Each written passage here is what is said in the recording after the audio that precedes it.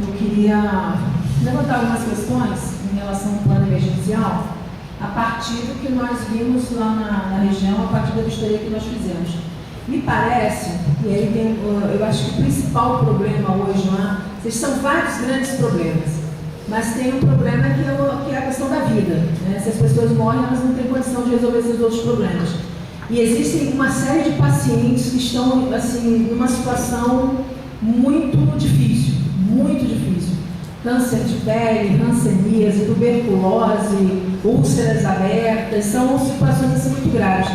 E não são situações que possam ser resolvidas emergencialmente, incorporando essas pessoas à estrutura de saúde que existe. Nós conhecemos a estrutura de saúde de São Gonçalo e dos municípios, né, ali do entorno. Nós sabemos das dificuldades que a população tem no sentido de conseguir atendimento nessas unidades, e a simples incorporação dos catadores, daquelas famílias ao sistema nesse momento não resolve a crise. Pelo contrário, o que mais tem lá dentro são pessoas que já estiveram na nossa rede pública, que já tiveram, né, as suas consultas com receitas de remédio que não tem dinheiro para comprar, com pedidos de exame que não encontram data para fazer, enfim. Então, nesse momento, do ponto de vista da saúde, era necessária uma ação emergencial, alguma coisa assim. Eu acho que vocês, como profissionais da área, vão poder pensar melhor, mas na minha ideia, a partir do momento que eu vi o que estava acontecendo lá, é você colocar um hospital de campanha,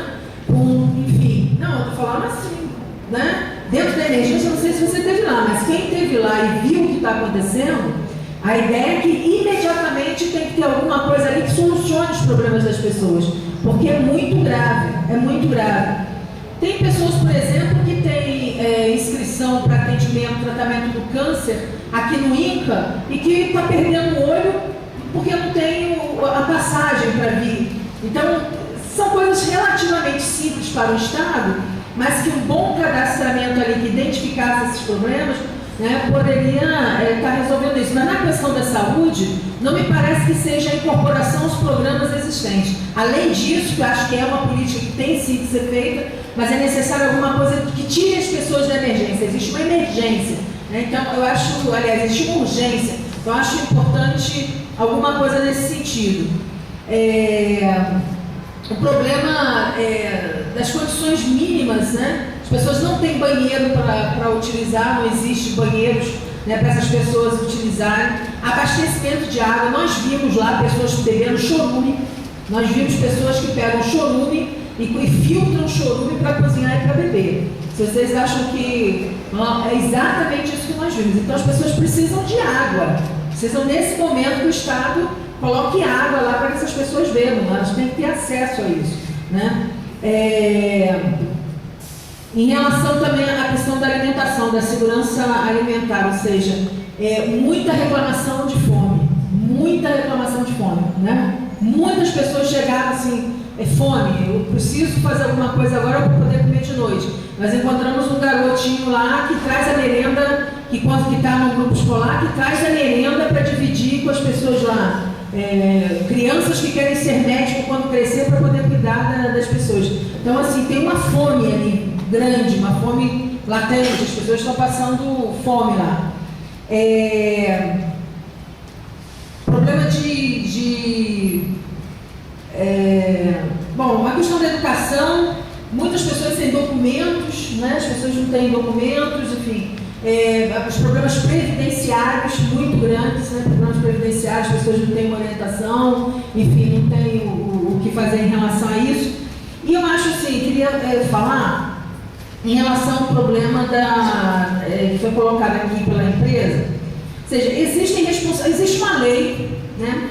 Estamos falando aqui de uma lei, nós estamos falando de obrigação de fazer, né? A empresa tem a obrigação de fazer coisas, o Estado tem a obrigação de fazer coisas e a Prefeitura tem a obrigação de fazer coisas.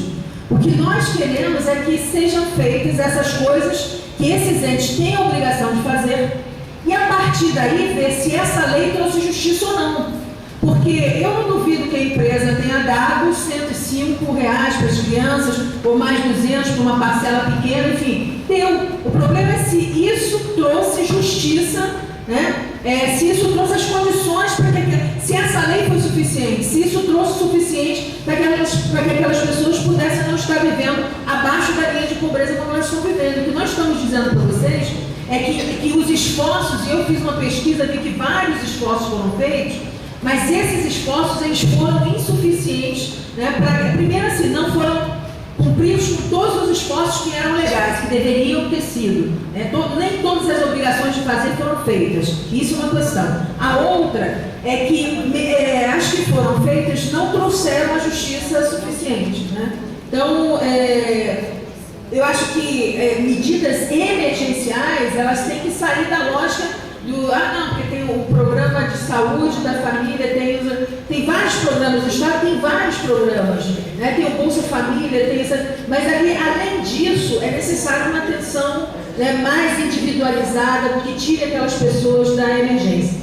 Por último, eu gostaria de saber, depois da empresa, aonde estão esses 2 galpões que foram feitos. Eu gostaria que a gente fizesse uma visita a esses galpões, que a gente pudesse ver essa cooperativa Planeta Vivo.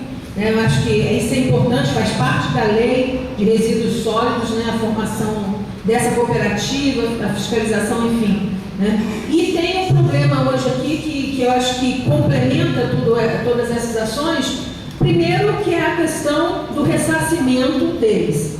Pelo que eles colocam, o ressarcimento que foi feito é insuficiente, tanto em valores quanto não abrangeu o número de pessoas, né, da totalidade das famílias. Então, essa é uma demanda da empresa, a gente tem que ver como é que caminha em relação a ela.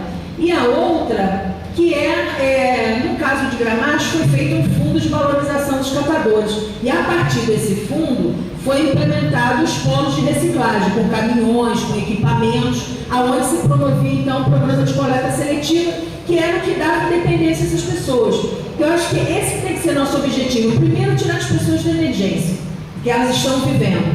Né? Garantir que todos os direitos colocados em leis, pelas leis de resíduos sólidos e as outras que foram, celebradas, sejam cumpridos. E outro, dar independência a essas pessoas, para que elas não tenham que ficar, dependentes, né, de políticas assistenciais eternas e tal, mas que elas possam ter uma independência enquanto trabalhador. Então, acho que é nesse caminho. Primeira urgência, a garantia da aplicação da lei, naquilo que é direito deles, né, que deveria ter sido feito, e a sua independência daqui por diante, que tem a ver com o ressarcimento e tem a ver com a implantação dos polos de reciclagem. Então, acho que se nós caminharmos por aqui, a gente vai poder estar respondendo aos problemas deles, né, e de alguma forma conciliando os diferentes interesses. Daqui tem um outro debate, que é o que nós vamos fazer na LERJ em relação às responsabilizações. Existem responsabilizações, no segundo momento nós vamos fazer esse debate. Obrigada.